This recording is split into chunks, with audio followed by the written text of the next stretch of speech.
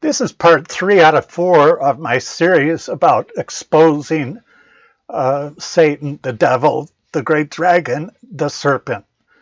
The last segment was about believing in no God in the area of China. This is going to be about the area of India where they believe in many gods. In fact, India has surpassed China just recently in population numbers, so they lead the world in population.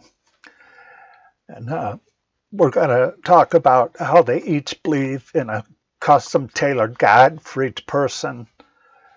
They pick a little this and a little that, and this is their God. And of course, none of their prayers are being answered because they're praying to the thin air, to gods that don't even exist. Their struggle is incredible compared to a lot of the world. They lead in part of the world in starvation, in poverty. It doesn't sound like a very loving God is overlooking them, that's for sure. Unemployment rates are very high, and they don't make a lot of money. It's a real struggle, and they believe in reincarnation. Who wants to relive the struggle again? Life to them is not that great. Who wants to relive it again if they failed to reach nirvana? Anyway, Hinduism has been around for thousands of years, and we're going to talk about some of the different aspects of that religion. I don't want to get in too deep because it would take forever, and it's all confusing. It goes around and around in circles. You don't even know where it begins or ends. A lot of confusion, and certainly that is the devil's work, is confusion. Anyway, some of the elements that are outstanding to me is the fact that they worship a snake, a particular snake. They worship the cobra. And we're going to talk about how the cobra fans its hood out and appears to be bigger than it really is. And that's an attribute of the devil. They believe in what's called nagas. Nagas, Nagas. It's a half cobra with the head of a man. And Vasuki is the king of the nagas and considered a divine serpent. Where in the world do they get these ideas?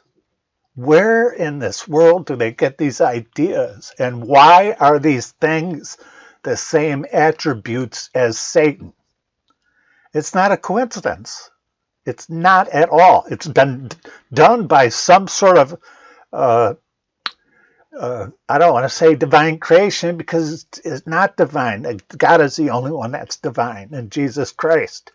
It's been done by a very clever, cunning ruler, rulers of the darkness.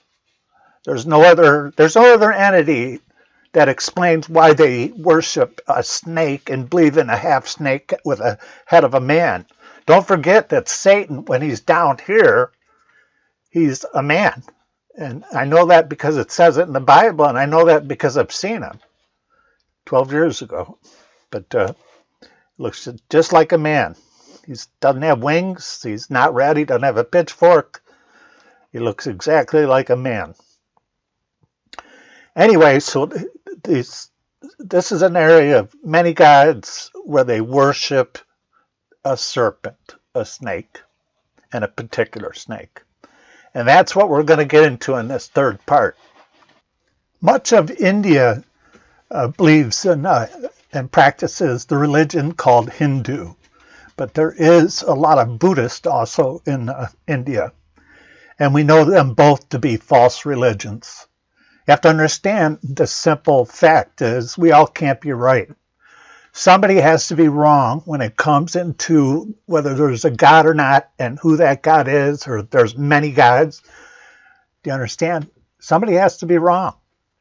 And if you read the Bible, you read that Satan has deceived the whole world. And one of the biggest things that he does. It's one thing to deceive one person, but if you're going to deceive a lot of people, you better come up with something else. And he's come up with many false religions. I believe he's also had he had something to do with the creation of communism. He's not a red figure with a pitchfork. Do you understand? He is more intelligent than men. And certainly men have put things together, like democracy, capitalism, socialism. You understand? But when it comes to communism, and you look at it in its raw form, it oppresses people and holds them captive to the day they die, and they cannot express themselves freely at all. That's the work that Satan does. Anyway, Hinduism was around when Jesus was born, and when Satan took Jesus to a mountaintop and offered all these kingdoms to him if he would fall down on his knees and worship him, certainly Hinduism was around. That was his creation, Satan's creation to offer to Jesus. And of course, he didn't do it. But anyway, most the largest portion of Indians believe in Hinduism. But Hinduism, if you ever look into it, it's very, very vague. It's ambiguous. You understand? It's hard to interpret many, many things. It's too broad to define and fully comprehend. So the rulers of the darkness, when they put this religion, this false religion, together with false doctrines, that means books, religious books that the Hindus read, it's sort of like the philosophy of, well, if you can't really dazzle them with brilliance, then baffle them with bullshit. And that's exactly what the religion of Hindu has done to its people. It's very confusing. It's convoluted. It's like eating a good meal and of all your favorite foods. It all sounds good and it's great. But, and they mix together in your mouth and it's so good, but it isn't long that it goes and enters your stomach and you become bloated. You have indigestion as it churns around and round. It turns into dung. And that's what the false religion of Hindu is. It believes in reincarnation, which is incredibly, I don't know how anybody could believe in reincarnation, but it's a very, what they're trying to do essentially is reach nirvana, what they call nirvana, this total enlightenment and attachment to the divine. And, but it's done in steps. First, you have to attain what's called moksha. That's a departure from the cycle of being born, living, and dying. This reincarnation, if you want to, which is hard. Do you understand? This life that we live is not easy. Who wants to relive a life of suffering and pain? I wouldn't. So you can't even get your head around it, how they must think. Like I didn't reach nirvana in this life. Oh my God, I got to do this over again. That is incredible, depressing to me.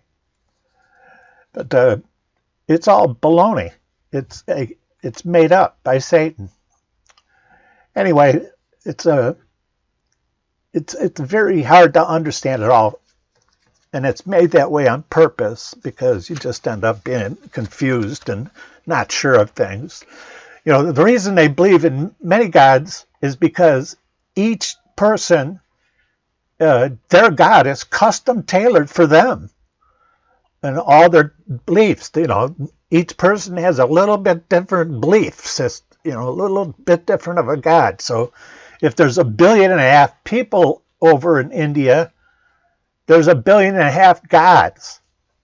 There isn't one true God, see? It's custom tailored, which is very bizarre that anybody in this day and age would believe this. This poor reincarnation is never-ending cycle of human suffering and oppression. They lead the world in people, the percentage of people that are starving, they're malnutritious. They don't have enough jobs for everybody. It's a very impoverished country. Who wants to live that life over and over?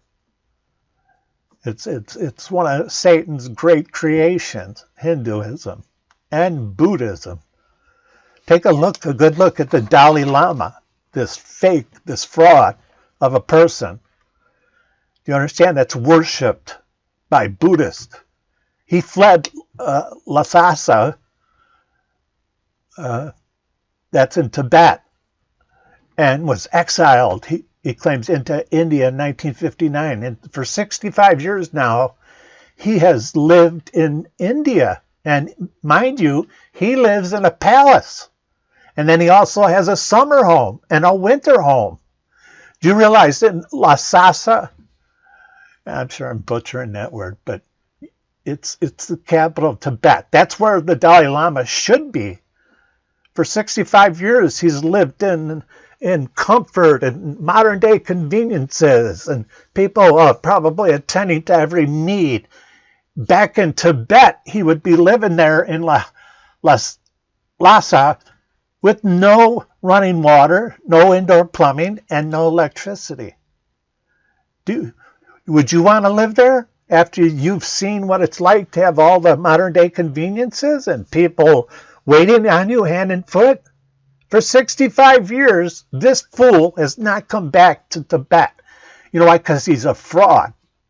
He's a fraud. Buddhism is a false religion with this false person that thinks he's some sort of divine person. He's got them all fooled. He's got them all fooled.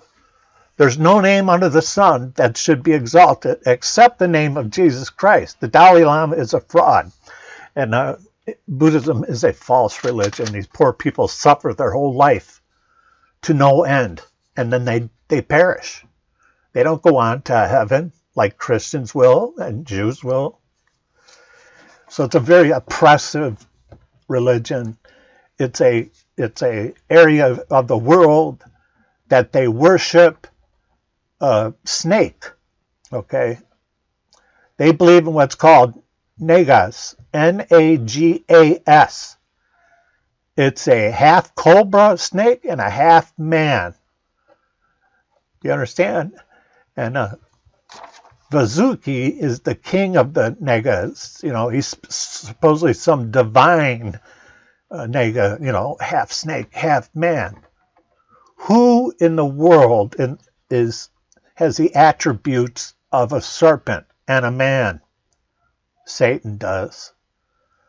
The Bible makes it clear that those who see him down here narrowly, which I have, he's a man. He looks exactly like a man. Nevertheless, that's not his total, you know, that's not who he is. He's a spirit, too. Do you understand? And he's one of the rulers of the darkness. He wants people to be held in captivity. He wants them to live their whole life in darkness, under being oppressed and not free to look at and choose any religion they want. They don't have that freedom in much of the world. And India is one of the countries where they worship this serpent that's non-existent, half serpent, half man, and it's a cobra. And a cobra is a very particular serpent. A cobra, as we know, when it comes up and it's trying to attack its victim, it comes up, head up, and what does it do? It fans out its hood. It's called a hood. If you see it fan out much, much larger, what is it trying to do? It's trying to fool its prey into thinking it's bigger than it is. Who has that attribute? Who is like that? The devil, of course. The devil walks in the world like a roaring lion, but he's not really a lion. It's a put-on, a facade.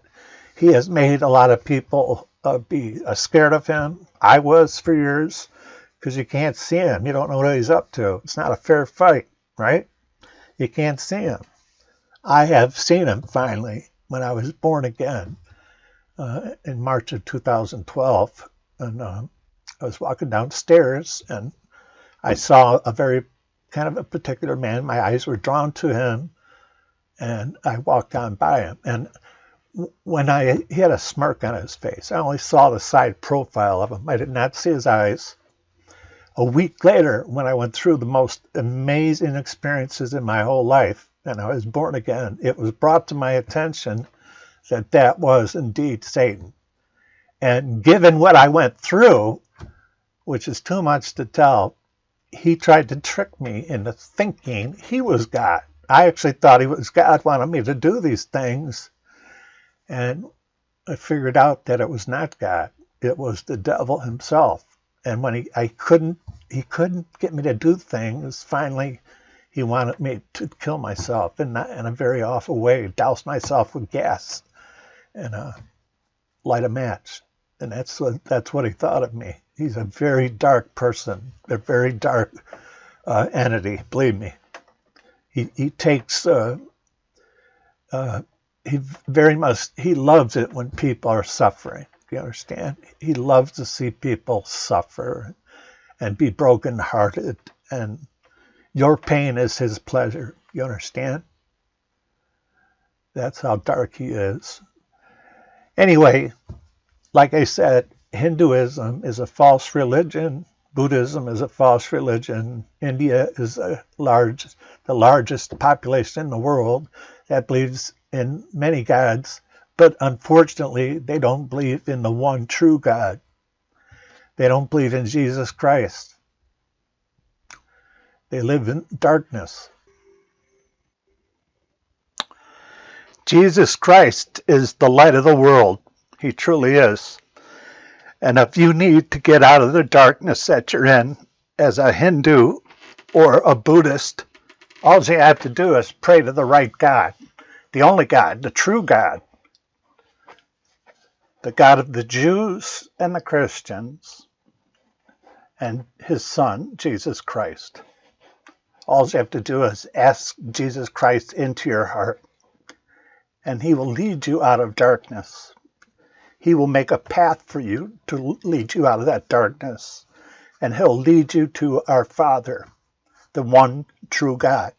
Satan has certainly deceived this part of the world incredibly for thousands of years now.